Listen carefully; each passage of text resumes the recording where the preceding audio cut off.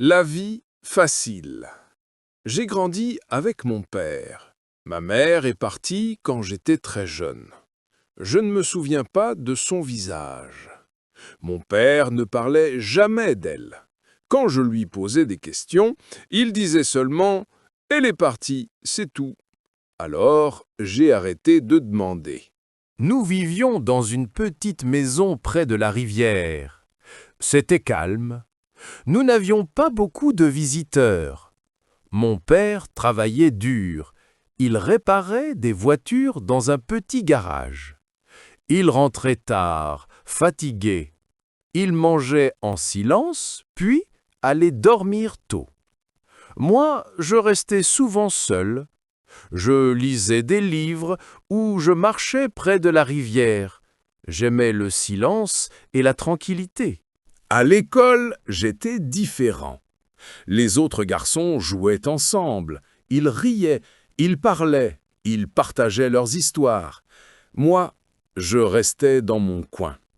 Je faisais mon travail et je partais quand la cloche sonnait. Certains garçons essayaient d'être mes amis, mais je les repoussais. Je ne croyais pas à l'amitié. Je ne croyais pas à l'amour. Mon père disait souvent « Les gens partent, n'attends pas qu'ils restent ». Je croyais ces mots. Il avait raison, pensais-je.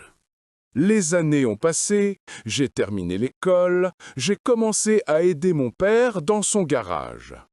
Chaque jour était pareil. Je me levais tôt, je travaillais toute la journée, je dînais avec mon père, puis j'allais dormir. Le lendemain, je recommençais. La vie était simple, calme. Je n'étais pas triste, mais pas heureux non plus. Je croyais que c'était ça, la vie.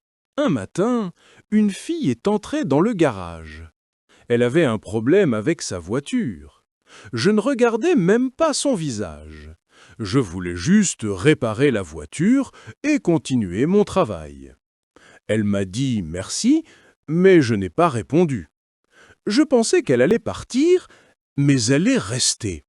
Elle a regardé autour d'elle et m'a demandé « Tu aimes travailler ici ?» Je n'ai rien dit. Elle a souri. « Tu es très silencieux ?» Sa voix était douce. Je n'aimais pas parler, mais son rire n'était pas comme celui des autres.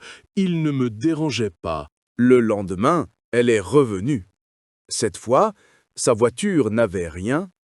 Elle s'est tenue à la porte et a dit « Je peux regarder ?»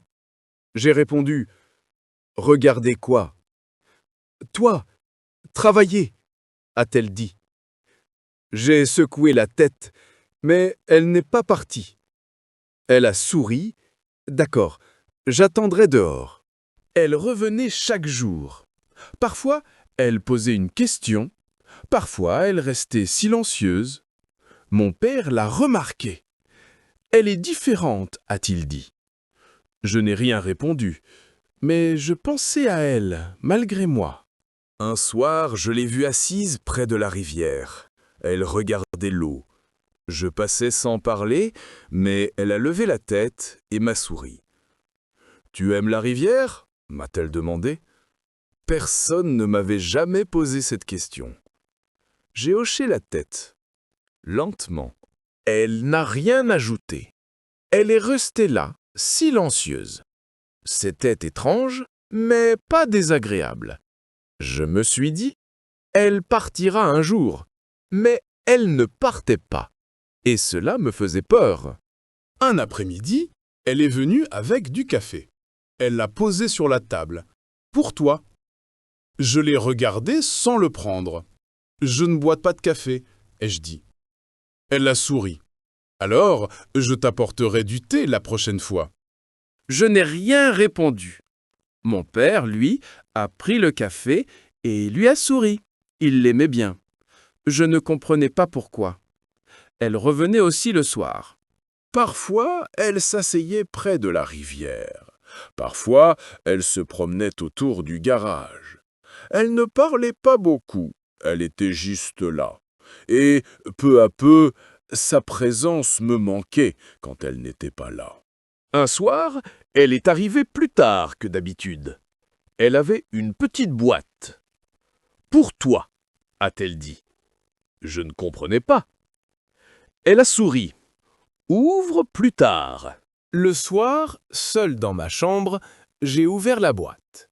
Il y avait un porte-clés, une petite clé en argent. Simple comme ma vie. Je ne savais pas pourquoi elle me l'avait donnée, mais je l'ai gardée dans ma poche. Le lendemain, elle est revenue, comme toujours. Je voulais lui demander pourquoi, mais je n'ai pas osé. Les jours passaient.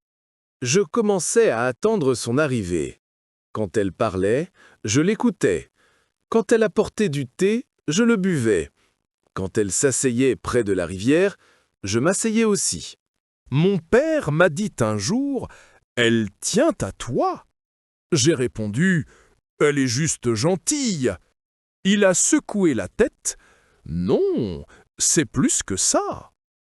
Je n'ai rien dit, mais ces mots sont restés. Un jour, il pleuvait fort. Le garage était vide. Je pensais qu'elle ne viendrait pas, mais elle est arrivée, trempée par la pluie. Elle souriait. « Tu es toute mouillée, ai-je dit. Elle a ri. « Je sais. » Je lui ai donné une serviette. Elle s'est assise près de moi, silencieuse. Puis elle a demandé « Tu te sens seule, parfois ?» La question m'a surpris. Je ne savais pas quoi répondre. Finalement, j'ai dit « Non, je n'ai pas besoin des gens. » Elle m'a regardé doucement. « Mais tu me laisses rester. » Je voulais répondre, mais je n'ai rien dit. Elle avait raison.